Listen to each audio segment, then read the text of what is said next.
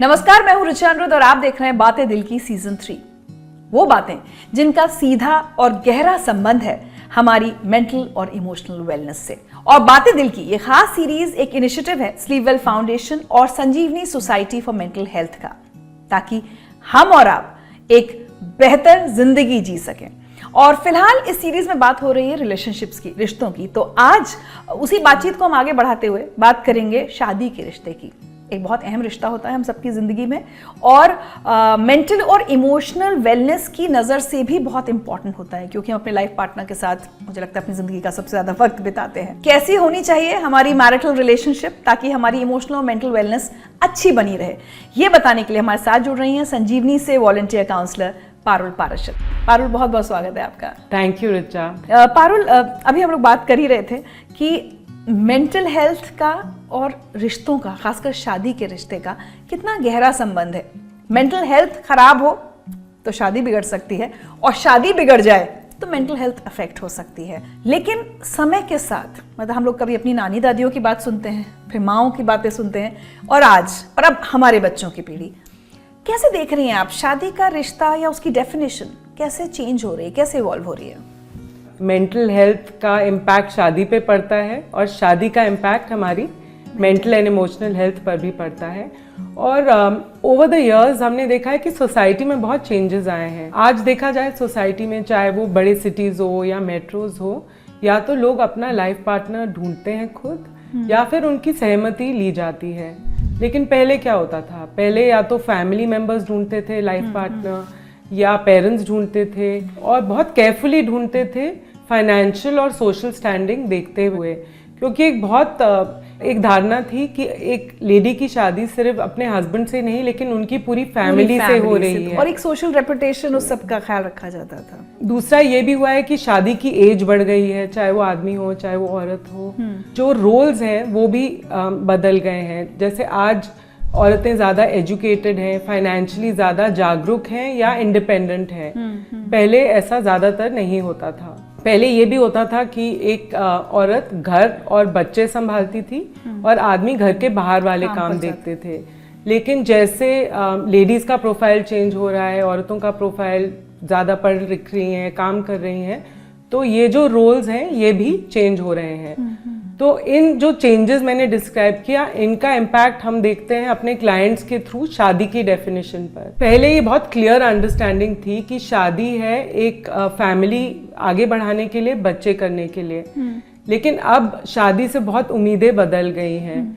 बहुत ये नीड के अलावा भी बहुत सारी दूसरी उम्मीदें होती हैं। औरतें ज़्यादा एक्सपोज्ड हैं तो वो ये भी एक्सपेक्ट करती हैं कि उन्हें ज़्यादा इंडिपेंडेंस मिले, उनके पास चॉइसेस हों कि वो क्या कहाँ किससे मिलती हैं, कैसे कपड़े में पहनती हैं, कैसे अपना खर्चा करती हैं। तो इससे शादी पर इम्पैक्ट कहीं ना कहीं पड़ता है। लेकिन आदमी अभी भी एक्सपेक्ट कर रहे हैं कि चाहे उनका लाइफ पार्टनर ज़्यादा एजुकेटेड हो, चाहे ज़्यादा फाइनेंशियली अवेयर हो, लेकिन फिर भी इन अ वे फैमिली को संभाल सके, एडजस्टिंग हो और फैमिली ओरिएंटेड हो। ऐसा भी हमने देखा है कि बिलीफ्स अलग हो गए हैं, रिचुअल्स अलग हो गए हैं, तो ये एडजस्टमेंट इतनी इजी नहीं रही। कॉम्प्लिकेशंस बढ़ते जा रहे हैं। बिल्कुल। और एक और चीज़ हमने देखी है कि पहले एक समझ थी कि शादी है जो एक लाइफ टाइम के लिए है। अब शादी हो गई, अब इसी रिश्ते को हमें अपनी पूरी लाइफ निभाना है। लेकिन अब क्या हो गया है कि जब शादी होती है और अगर लगता है कि हमारी नीड्स पूरी नहीं हो रही, तो झगड़े होते हैं। कभी कभी झगड़े इतने बढ़ जाते हैं कि वो बात सेपरेशन और डिवोर्स तक भी आ जाती है। और ये भी हमने देखा है कि बहुत बार लोग शादी करते हैं लंबे रिलेशनशिप में रहने के बाद या कभी कभी लिव इन के बाद भी, लेकिन जब शादी होती है तो प्रॉब्लम शुरू हो जाती हैं क्योंकि एक्सपेक्टेशंस चेंज हो गई हैं। और लास्टली एक और चीज़ हमने देखी है कि पहले जो नीड्स थी वो शायद थोड़ी अलग थी, लेकिन अब लोग ये भी एक्सपेक्ट करते हैं, चाहे वो मैन हो चाहे वो वुमेन हो, कि हमारा पार्टनर हमारी इमोशनल नीड्स फुलफिल करेगा या हमारी भावनात्मक ज़रूरतें, जैसे हमें समझे, हमें सपोर्ट करे, हमें स्वीकारे। तो ये भी एक नया एस्पेक्ट है अब जो शादी में हमने देखा है आ गया है। तो जब आप लोग काउंसलिंग करते हैं और लोग आपके पास अपनी यही एक्सपेक्टेशंस का इतना सारा बैगेज लेकर आते हैं, तो क्या लगता है आपको कि मतलब कितने तरह के मिसकंसेप्शंस हैं लोगों के बीच शादी को लेकर, इस रिश्ते को लेकर, और कैसे फिर आप लोग अपने क्लाइंट्स के साथ डील करते हैं, उन्हें समझाते हैं? तो शादी को लेके देखिए, कुछ अगर बिलीव्स होते हैं लोगों के जिसकी वजह से उनको काफ़ी डिसअपॉइंटमेंट भी होती है, हमने यही देखा है। और जब वो उन बिलीव्स के थ्रू काम करते हैं या उनको सॉर्ट ऑफ रिजॉल्व करते हैं तो उनको एक रियलिस्टिक पिक्चर आती है मैरिज की शायद। तो जैसे एक बिलीफ हमने देखा है कि हमारा पार्टनर आके हमें कंप्लीट करेगा। तो जैसे रोमांटिक बुक्स हो या मूवीज हो, तो ये एक होता है कि एक पार्टनर आएगा, मैजिकली हमारी लाइफ हैप्पीली एवर आफ्टर हो जाएगी और वही पार्टनर सब कुछ होगा। वो हमारा लवर भी होगा, हमें समझेगा भी, कभी कभी टीचर भी होगा, कभी कभी काउंसलर भी होगा, रोमांटिकली भी हमें ट्रीट करेगा। लेकिन एक इंसान से ये सब उम्मीदें रखना रियलिस्टिक हमने देखा है नहीं होता। तो फिर डिसअपॉइंटमेंट ही होती है। एक और हमने बिलीफ देखा है कि हमारा पार्टनर को ऑटोमेटिकली समझ आएगा कि हम कैसा फील कर रहे हैं। हमें लगता है क्योंकि वो हमें लव करते हैं या हमें समझते हैं, तो उनके पास एक इन अ वे एक्सरे विजन होना चाहिए, उन्हें सब समझ में आ जाए, उन्हें पता लग जाए कि हमें जब हमारे अंदर कुछ फीलिंग्स आ रही हैं या हम कुछ गलत है तो उसे ऑटोमेटिकली समझ आ जाए। और जब वो नहीं होता तो वापस हमें लगता है कि अरे ये क्या हो गया। वो भी एक हमने देखा है इतना रियलिस्टिक नहीं होता कि जब तक हम खुद ना बताएं और एक तरीके से ना बताएं दूसरे को कि हमें क्या फील हो रहा है, वो कैसे समझेंगे। एक और बिलीफ होता है कि हमारा पार्टनर जैसे हम चाहें वैसे बिहेव करे। तो ये तो हम मन में समझते हैं कि हमारे पार्टनर का बैकग्राउंड फर्क है, एजुकेशन फर्क है, अपब्रिंगिंग फर्क है, सोच फर्क है, दुनिया को देखने का तरीका फर्क है। लेकिन फिर भी जब कभी ऐसा होता है कि हमारा पार्टनर कभी अपनी नीड्स को आगे रखे या एक सर्टेन वे में बिहेव करे तो हम अपना कूल लूज कर देते हैं, क्योंकि जब पता होते हुए भी कि ये सब अलग है, कहीं ना कहीं हम इमोशनली चाहते हैं कि हमारा पार्टनर वैसे ही बिहेव करे जैसा हम बिहेव करते हैं या हम उन्हें चाहते हैं कि वो बिहेव करे। तो वो भी कभी नहीं होता। और एक और बिलीफ जो हमने देखा है अपने काम के थ्रू कि हम चाहते हैं कि हमारा पार्टनर हमें वैलिडेट करे या हमें बहुत अप्रिशिएट करे। और सबको अप्रिसिएशन पसंद है, किसको नहीं पसंद। लेकिन अगर हम एक इंसान से ही वो पूरी अप्रिसिएशन या वैलिडेशन चाहते हैं तो वो भी रियलिस्टिक नहीं होता। इन अ वे तो हमें खुद को ही बहुत बार मोटिवेट करना पड़ता है, खुद को अप्रिशिएट करना पड़ता है। और जब हम ये समझ जाते हैं तो ये बिलीफ भी थोड़ा हमारे लिए क्लियर हो जाता है और जो पार्टनर से एक्सपेक्टेशन होती है वो थोड़ी रियलिस्टिक हो जाती है। जब आप लोग काउंसलिंग करते हैं, स्पेशली हम लोग इतना पढ़ते सुनते हैं मेट्रोज में, बड़े शहरों में, हालांकि अब ये भी कहा जाता है कि छोटे शहरों में भी है कि ये जो एक्सपेक्टेशंस वाली बात है जब पूरी नहीं होती है, फ्रस्ट्रेशन होता है, चीटिंग इन मैरिजेस, ये आप कितना ज़्यादा देख रहे हैं। और इसकी वजह से जो लोगों की मेंटल हेल्थ ख़राब हो रही है, इमोशनल भी, ये मतलब आपका अपना एक्सपीरियंस क्या कहता है when you deal with clients? Common है, क्योंकि क्या होता है कि कभी कभी हमारी नीड्स जो हैं हम शादी से पूरी नहीं हो रही या हम अप्रोप्रिएटली एक्सप्रेस नहीं कर पा रहे, तो उसको कभी कभी डील करने की बजाय हम दूसरे तरीके ढूंढते हैं अपनी इमोशनल और फिजिकल नीड्स पूरी करने की। और ये चीटिंग भी एक तरीका हो सकता है जिसके अपने अलग कॉन्सिक्वेंसेस होते हैं। और अगर हमें लगता है कि हमें टेम्पररी रिलीफ मिलेगा या डिस्ट्रैक्शन मिलेगा या सेटिस्फैक्शन मिलेगा, तो अगर टेम्पररी मिल भी जाता है, लेकिन एक्चुअली जो होता है कि लाइफ और कॉम्प्लिकेटेड हो जाती है और उसका असर बहुत बढ़ जाता है। तो हमने यही देखा है कि अब जैसे बात जब निकल के आती है तो कॉन्फ्लिक्ट तो ऑब्वियसली होता ही है, बात सेपरेशन और डिवोर्स तक भी पहुंच जाती है। और जब सेपरेशन और डिवोर्स तक बात आती है तो कपल पर ही नहीं इम्पैक्ट पड़ता है, पूरी फैमिली पे इम्पैक्ट पड़ता है, और बच्चे हैं तो और भी ज्यादा इम्पैक्ट पड़ता है। तो इन अ वे अगर बात आ रही है कि आपको सेटिस्फैक्शन नहीं मिल रहा मैरिज में, तो उस सेटिस्फैक्शन को ढूंढने के तरीके ज़्यादा इम्पॉर्टेंट हैं या मैरिज पे वर्क करना इम्पॉर्टेंट है।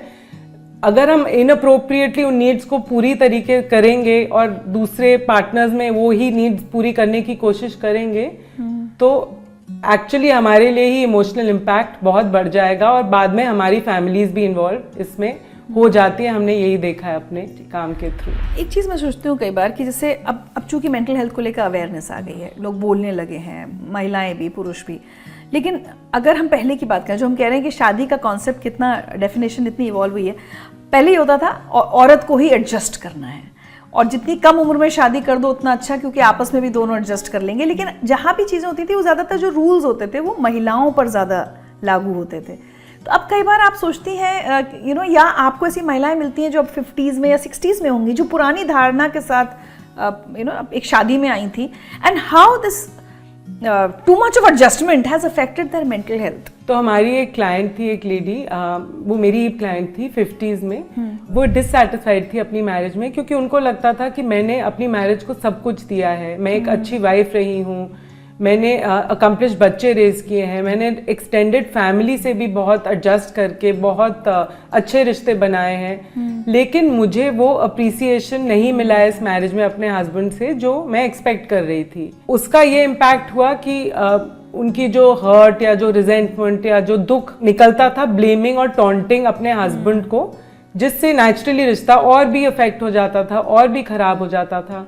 तो जब वो काउंसलिंग के लिए आई तो वो समझी ये बात कि एक्चुअली जिस टाइप की वो अप्रिसिएशन चाह रही थी, वो अप्रिसिएशन चाह रही थी कि उनका हस्बैंड उनकी क्वालिटीज़ को सराहे, उनको समझे, उनको थैंक करे कि कितना तुमने किया है और फैमिली तुम्हारे लिए बहुत अच्छा सोचती है, या तुम कितनी हार्ड वर्किंग हो। और जो हस्बैंड एक्चुअली करता था अपना अप्रिसिएशन दिखाने के लिए, कभी कोई गिफ्ट लाना, तो उनको वो पसंद नहीं आता था, क्योंकि उनको लगता था कि मुझे जैसे चाहिए मुझे तो मिल नहीं रहा है, गिफ्ट ला रहा है जिसकी मुझे ज़रूरत नहीं थी।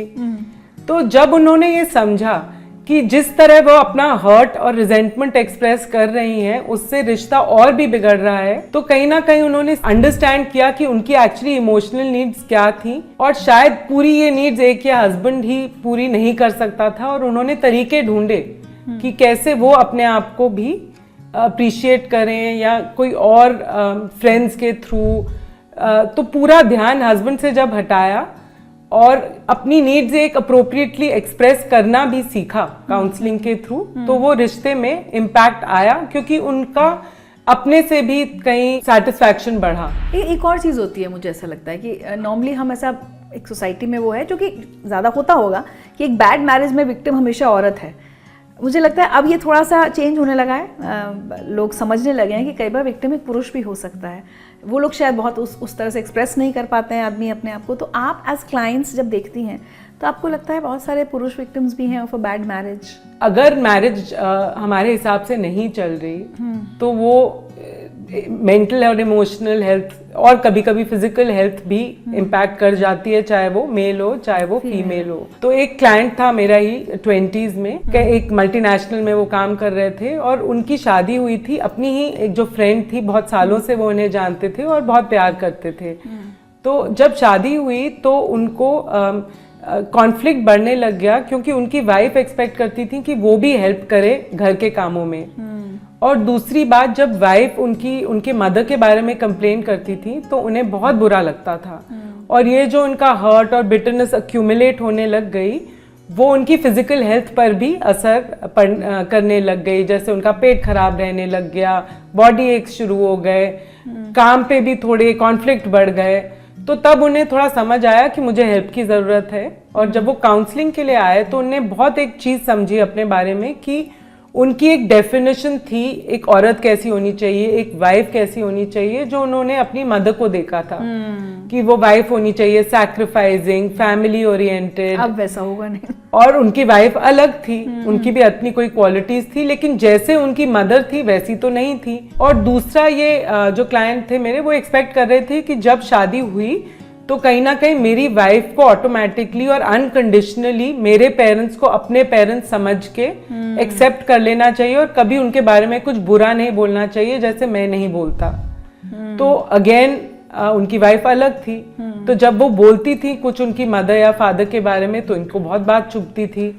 तो जब ये समझे कि यहाँ पे कुछ सही और गलत नहीं है, उनकी वाइफ उनकी मदर से बहुत अलग है और वाइफ हमेशा एक तरह की नहीं होती, तो उनको अपनी अंडरस्टैंडिंग के थ्रू काफी रिलीफ मिला उनको, मतलब कहीं ना कहीं उनकी जो डेफिनेशन थी मैरिज की, उसी की वजह से उन्हें तकलीफ हो रही थी। जैसे मैरिज काउंसलिंग आजकल बहुत हम सुनते हैं, कोई हस्बैंड वाइफ बहुत झगड़ा कर रहे हैं तो लोग कहते हैं तो why don't you go to a marriage counsellor. कोशिश क्या होती है एक काउंसलर की, इफ इट्स अ टॉक्सिक और अ बैड मैरिज, अलग ही हो जाए तो बेहतर है, या उसकी टॉक्सिसिटी या नेगेटिविटी खत्म करके ये आगे अच्छे से खुशी खुशी रह पाएं।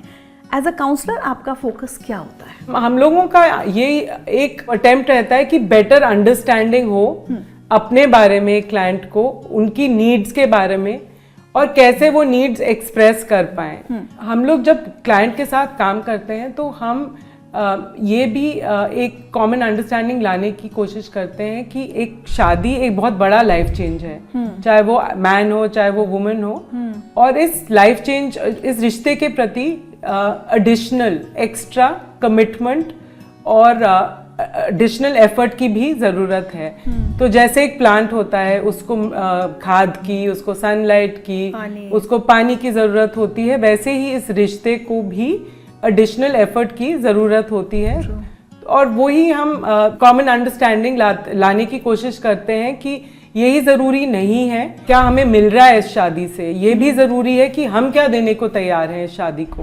और जब क्लाइंट्स आपके पास आते हैं तो ज़्यादातर यही देखते हैं हम लोग कि शादी में हर कोई दूसरे को ब्लेम करना चाहता है कि नहीं चल रही है, तो इस व्यक्ति, चाहे पत्नी पति को बोले या पति पत्नी को बोले, तो ये आप लोग बहुत सबसे कॉमनली देखते हैं कि एब्सोल्युटली ये एक जर्नी होता है कि पहले जब क्लाइंट आते हैं तो उनके लिए वो सिचुएशन बहुत बड़ी होती है, लेकिन जब वो काउंसलिंग के थ्रू वो मी पे आते हैं कि मेरा क्या रोल था इस प्रॉब्लम में, जो भी प्रॉब्लम है। तो कभी कभी क्या होता है कि अगर लेट्स से एक वाइफ आती है तो उसको लगता है कि मैंने इतना एफर्ट किया, मैंने इतना सैक्रिफाइस किया, मुझे अप्रिसिएशन नहीं मिला या मुझे ग्रांटेड लिया गया, तो वो जो रिजेंटमेंट है वो बढ़ता जाता है, जब तक एक पॉइंट आता है जब उसको अपने हस्बैंड से बिल्कुल बात करना भी पसंद नहीं आता। तो तब शायद वो काउंसलिंग के लिए आती है।